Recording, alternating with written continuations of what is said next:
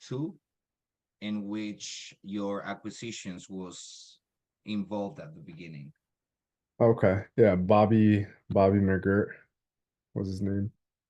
All right, great. So, well, can you give me? I know that you didn't take like the discovery call and the initial context, but would you give me a little bit more context about like the seller's situation and what was the property condition? Um, so the seller was looking to he owned multiple properties. Again, I didn't do a discovery call or anything like that, so I'm not like 100% on like the motivation or anything like that.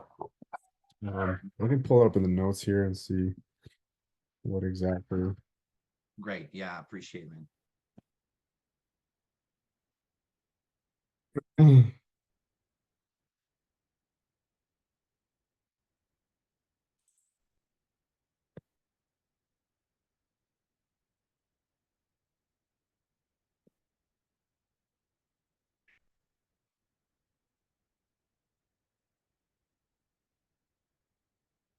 So it looks like he was looking to invest in something else. Mhm. Um, he didn't live in the property. Um, the condition was he was doing some work to it. Um, so but it needed like a little bit of work, not too much. And yeah, that was not I don't have too many notes on like motivation or anything like that. I think you mentioned something about like wanting to buy like collectible cars, something like that. If you wanted to use the money for that, something like that. All right, that's a Yeah. nice motivation for sure. Towards pleasure, right? Yeah, yeah. So With pleasure, good exactly. stuff. All right, nice. What type of deal was that? Was a cash offer? Cash offer, Mortgage? yeah. All right, nice, nice. And well, I know that you only took care about the closing. So during that stage, was there anything that you might have learned from this deal that you could potentially apply in the future on other deals? So like my acquisition manager locked it up. He did it A through Z, everything. He filled out the Oh, contract, he did the discovery call. So I had like no part in this at all. It was all acquisition manager. Um, I can speak to, I guess, like training acquisition managers. mm-hmm. Um, as far as like, learning, I think just like having a onboarding process and a training process like dialed in is super important. The way that I tried to train him was not to just follow a script. And I wanted to make him as if he were buying a property himself. I wanted him to understand the viewpoint of an investor while also being able to empathize with the sellers and have the frameworks of like sales techniques and sales processes instead of just following a generic script. Um, so that's I think that's what I've learned works up to now, with my limited experience on, having an acquisition manager. Um, so yeah. That's great, man. So let me ask you, like, as part of this training, and let's say that framework that you encourage him to use on those phone calls, are you guys having a discovery call, trying not to make an offer yet, but just like framing the conversation for a future call in which you are going to make an offer, or you are trying to make everything on a one single call? Yeah, so at this point we're still like he can underwrite, but I'm still like approving his underwriting, Mhm. approving his numbers. So at this point right now, we're setting up a follow-up call. Um, that or while he's going the discovery call, I'm doing the underwriting. That way, we can put him on hold instead of setting up an appointment, but it's usually like a two-call structure. All right, I see. Nice. I love that. Um, so I'm guessing that the main point of that first conversation with them is a rapport and connecting with them. Am I correct? Yeah. So the framework we follow is we do the intro, we set expectations, and then we do motivation.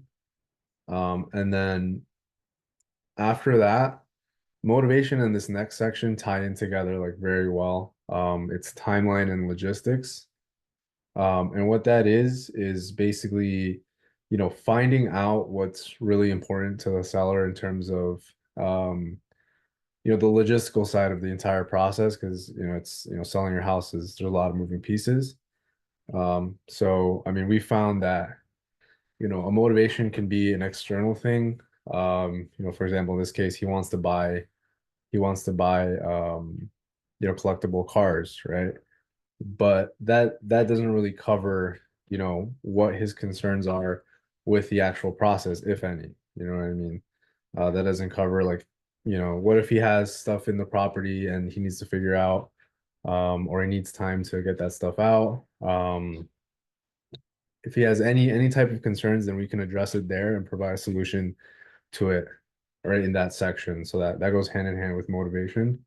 Um, so that's those sections. Then we do only then when we figure out there's some type of motivation, whether it's a pleasure or a pain point, then we can go into the condition, and from there we'll do a price, which we'll do the asking price. We'll get a an initial asking price or a range, and then from there we do a price anchor, um, and then based on the price anchor, we'll basically um, try to qualify them, or we take in different avenues depending on wherever they land after the price anchor.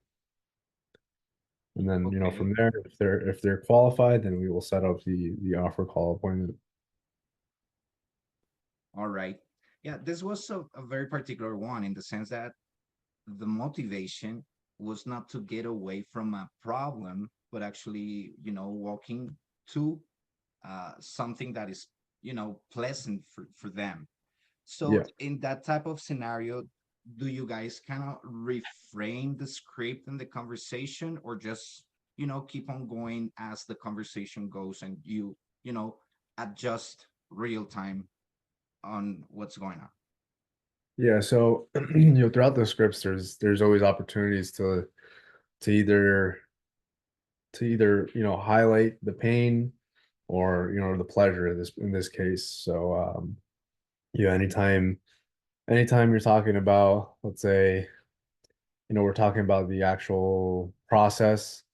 Okay, we'll cover all the closing costs. It'll be an easy transaction, blah blah blah. And then at the end we do so that you can, and then you fill in the blank, so that you can move closer to your grandkids, so that you can, in this case, get your collectible cars, so that you don't have to deal with the tenants anymore, so that whatever it is, it's fill in the blank. Okay. You told me that he was not living in the property. Was there someone else, like a tenant or something, or it was just empty? No, it was vacant. Okay, perfect. Now, well, I understand that everything happened over the phone. This was a fully remote deal, correct? Yes, in North Carolina. Cool. All right. And how long did it take you guys to convert this leading to deal after it came in? Um, this was a follow-up actually, so I think it took about um 2 months. Oh, okay. during those 2 months, you guys were, consistently, exchanging information and, messaging back and forth, or he was unresponsive at the beginning? How did that work? Yeah, so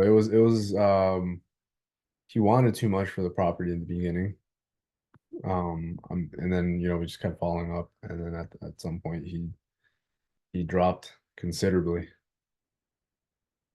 All right, that's good.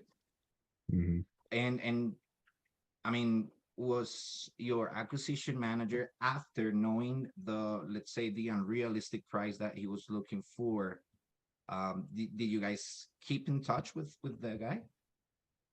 Yeah. Okay, cool. Mm, what was your, or what's gonna be your ROI on this deal?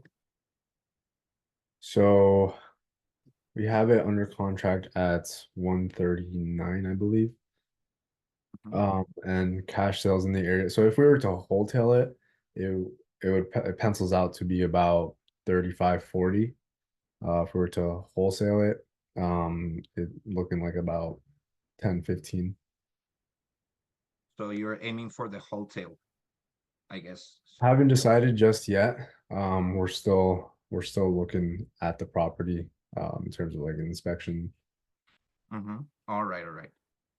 So Um, could you tell me a little bit more about like the metrics and data that you use to evaluate like the potential profitability of this particular deal?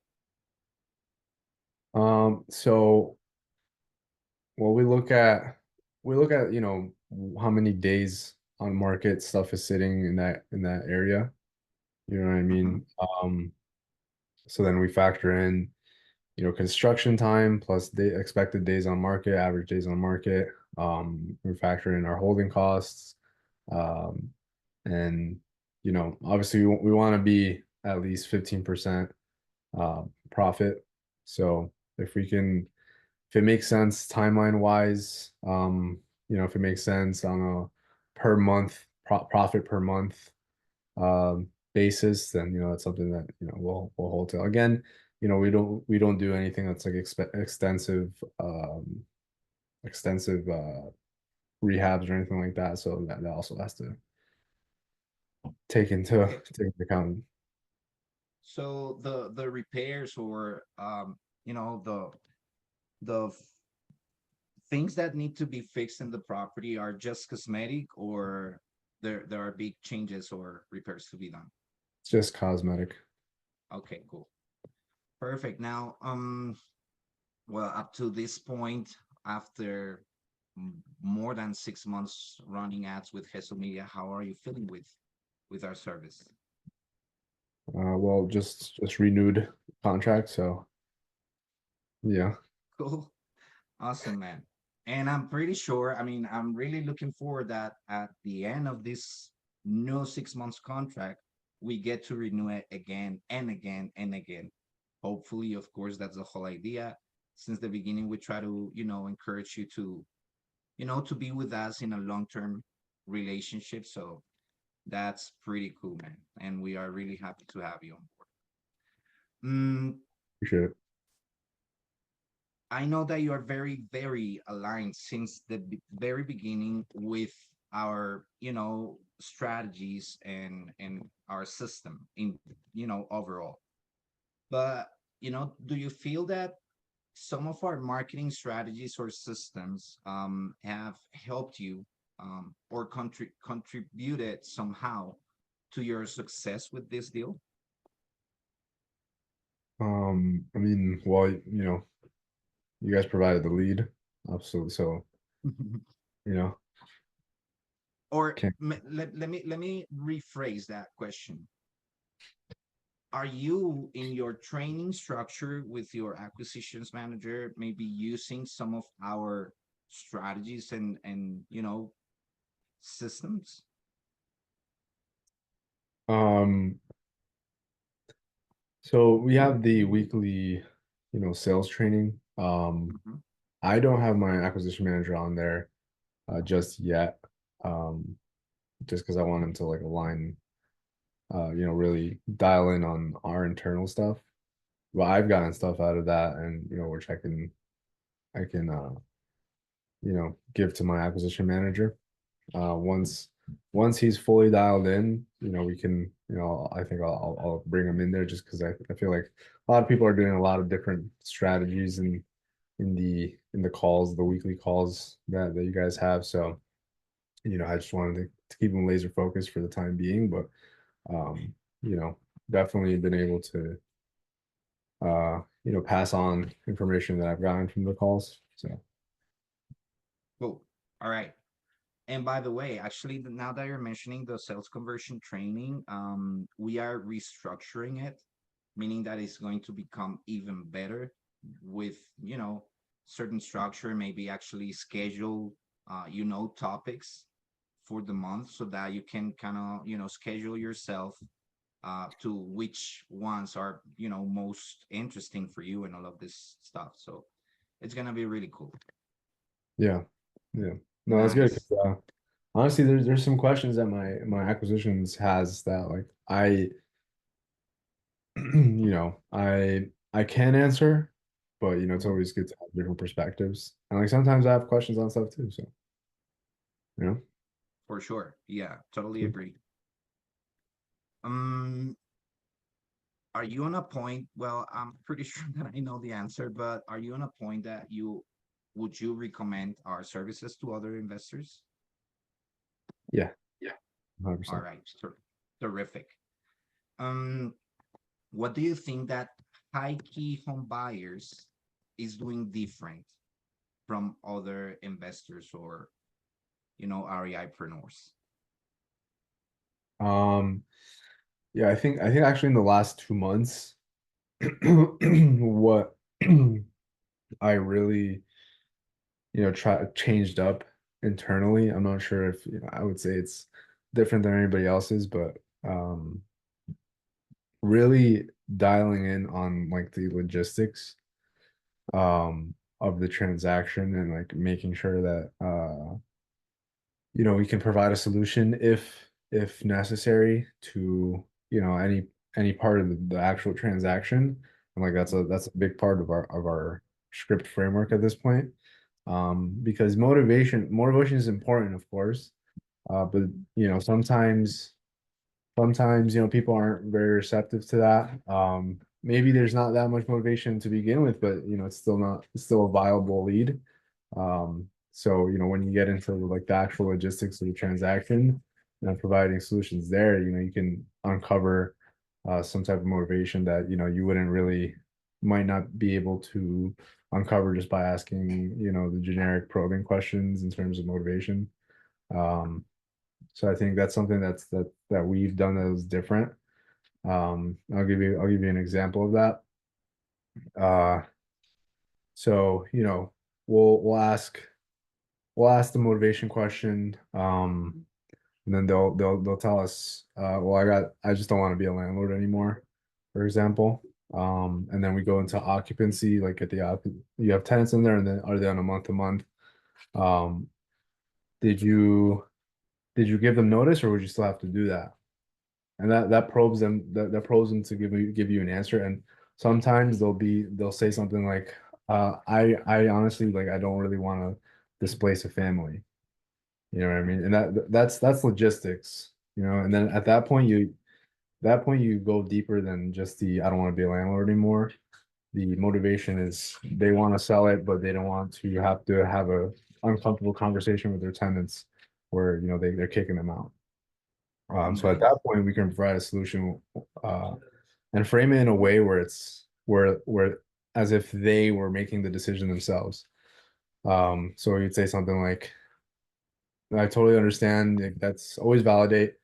Totally understand. Those are always uncomfortable conversations to have. I'm not sure if it'd be something we can do. I would have to run it by my team here. But if we were able to work something out where we can buy it with the tenants in place, would that help?" And then they get to tell us, yeah, that would work. And it's more of them you know opting into the idea, and more of their idea, than if we were just to say, well, we'll buy it with the tenants. So that's something that I train on. And I think that helps because yeah, I mean it helps uncover, you know, more motivation, I guess. And Mhm. Like the deepest yeah, motivation. yeah, yeah. Cool, cool. I like that. Good stuff, man. Congratulations. Um, what piece of advice would you give to, to investors that are just starting out? Investors. I've said it before. I it's just sales. Um, your acquisition skills. I think that's the most important thing. Numbers are just numbers, but you know, people, the human beings are very dynamic, very emotional people. So if you that's the most complicated part of the whole transaction. So if you can master human emotion and you know getting people to open up and you know have an actual dialogue with you over the phone, especially when you're doing virtual sales.